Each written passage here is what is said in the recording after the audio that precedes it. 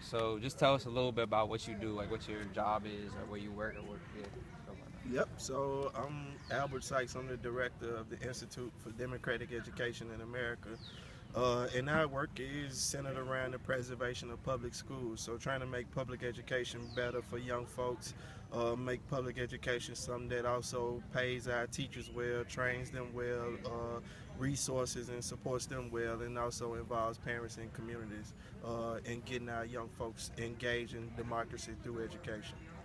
that. Okay, so what do you feel is if your greatest accomplishment in either of the programs that you worked in, like as far as civil rights goes, like what do you think your biggest contribution or accomplishment is? I think just learning from other young folks is the biggest thing I've done. I've seen examples set before me in a way that I was able to be an example to other young people who went on to be examples to other young people. And that all comes from listening to each other and learning from each other. So I definitely think the biggest contribution is being able to learn from other young folks.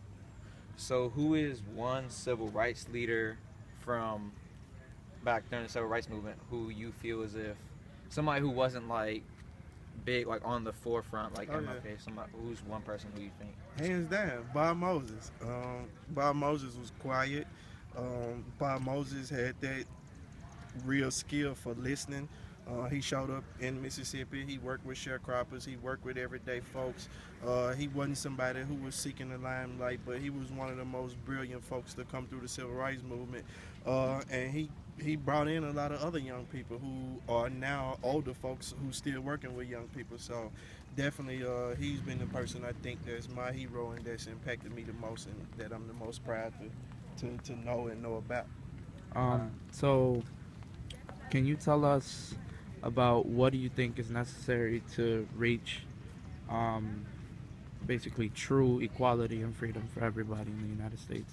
I think perseverance, not giving up. So having the courage that you guys have as young people to analyze stuff, to realize what's wrong first, and then to make up your mind that you're gonna do something to make it right. I think that none of this stuff happens uh, all together at one time, and none of it happens in a big simultaneous sort of phenomenon, but it happens piece by piece. So we got to do work around women's rights, we got to do work around voting rights, we got to do work around education.